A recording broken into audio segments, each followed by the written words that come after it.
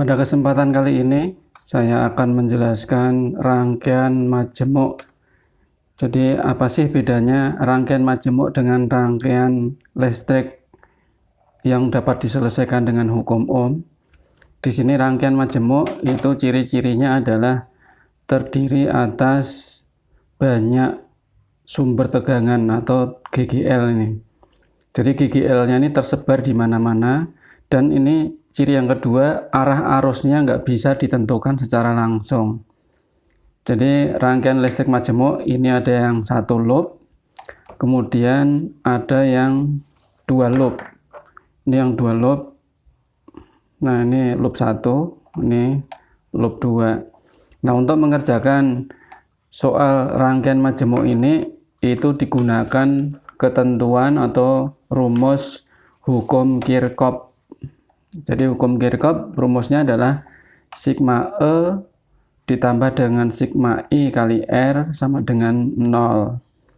Tentunya dalam penggunaannya ini ada beberapa tanda yang harus dipatuhi nanti, yaitu yang pertama, buatlah arah arus pada rangkaian. Nah, sekarang kita akan mencoba untuk menggunakannya pada rangkaian listrik untuk yang satu loop.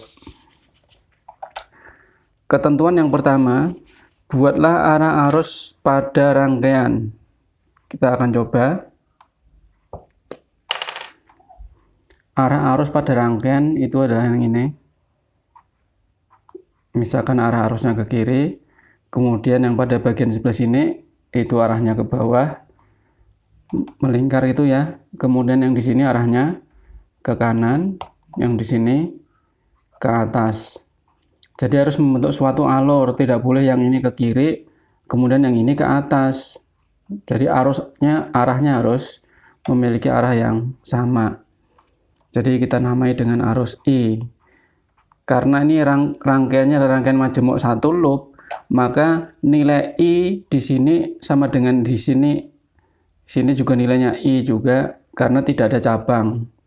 Sekarang kita gunakan ketentuan yang nomor 2. Nomor 1 sudah, nomor 2, buatlah arah arus perumpamaan. Arah arus perumpamaan yang mana nih? Yaitu kita bikin lingkaran.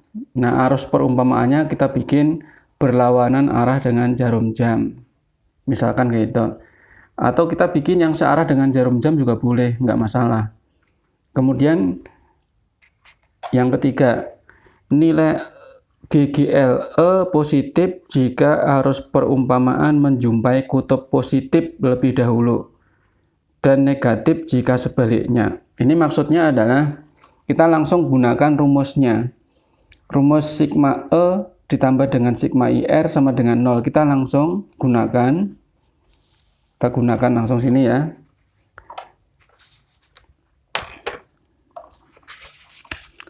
Nilai E positif. Misalkan kita langsung bergerak dari sini.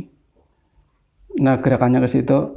Menemui kutub positif 6. Jadi arus perumpamaan ini menjumpai kutub positif, maka 6 ini bernilai positif. 6. Kemudian ada E lagi, 3 volt. 3 volt ini menjumpai kutub positif, yang panjang ini positif ya. Jadi 3 ini positif, tambah 3. Kemudian lagi putar, menjumpai 7. Ini juga kutub positif, tambah 7. Kemudian berputar lagi, gerak, menjumpai kutub negatif. Nilainya adalah 2, maka 2 ini bernilai negatif karena arus perumpamaan ini putarannya kayak itu menjumpai kutub negatif, maka 2 ini bernilai negatif. Men 2. Jadi tidak ada, dalam rangkaian ini tidak ada GGL lagi ya. 6 sudah, 3, 7, dan 2. Sekarang kita langsung kepada rumus sigma I kali R ditambah I. Di sini ketentuan nomor 3 sudah, nomor 4 ya. arus pada rangkaian I bernilai positif jika arahnya sama dengan arus perumpamaan. Arus pada rangkaian I bernilai positif jika arahnya sama dengan arus perumpamaan. Jadi ini arahnya kalau kita telusuri itu berlawanan dengan jarum jam. Inilah arus pada rangkaian. Dan arus perumpamaan juga memiliki arah yang berlawanan dengan jarum jam. Sehingga dalam hal ini nilai I adalah positif karena memiliki arah yang sama. Arus pada rangkaian memiliki arah yang sama dengan arus perumpamaan. Jadi kita masukkan rumusnya. I kita cari nilainya belum ya? Dikalikan dengan R. R-nya apa saja di sini? Kita jumpai 2 ohm. Ditambah menjumpai ini ada hambatan dalam. Hambatan dalam inilah di dalam baterai itu ada punya hambatan. Jadi hambatan di dalam sumber tegangan itu disebut dengan hambatan dalam. Kita tulis juga ini setengah.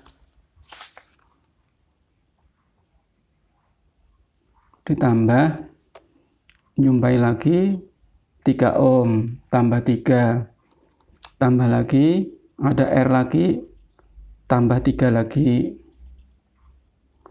tambah lagi ada R lagi. Nah ini ada hambatan dalamnya setengah tambah setengah tambah lagi ada R lagi di sini tambah 5 ya sudah.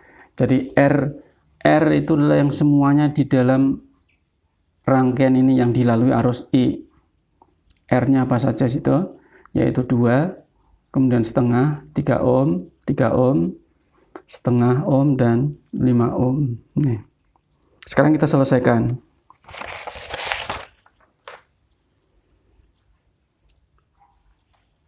Enam tambah 3 tambah 7, 7 tambah 3 ini 10, 16, 16 dikurangi 2 berarti 14. Ini nilainya 14. Ditambah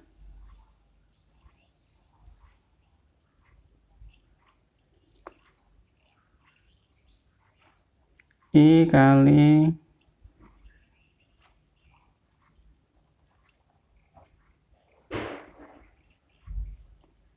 2 tambah setengah tambah 3 tambah 3 6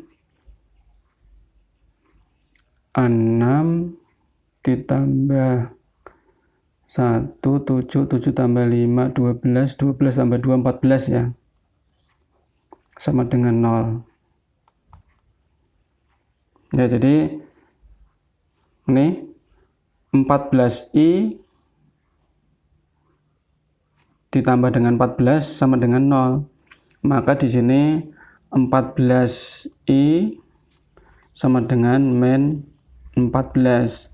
Maka nilainya I sama dengan min 1 ampere.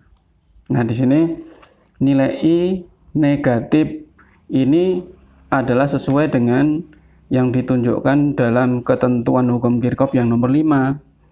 Jika hasil akhir I bernilai negatif, maka arus pada rangkaian tersebut terbalik. Maksudnya adalah arus yang kita bikin tadi, arahnya ini bukan berlawanan dengan jarum jam, tetapi arusnya searah dengan jarum jam. Jadi artinya di sini kita dalam membuat arah arus itu bebas saja. Nanti di akhirnya itu akan ada yang mengoreksi arus yang kita bikin ini benar atau tidak. Kalau benar arusnya maka bernilai positif. Jika arahnya ini terbalik maka arus I dalam hasil hitungan kita adalah negatif. Tetapi dengan nilai yang sama. Tetap sama-sama 1 ampere, cuma negatif dan positifnya saja. Jadi itu adalah penjelasan tentang rangkaian majemuk untuk yang 1 lob. Untuk rangkaian majemuk yang 2 lob, maka silakan tonton video saya berikutnya.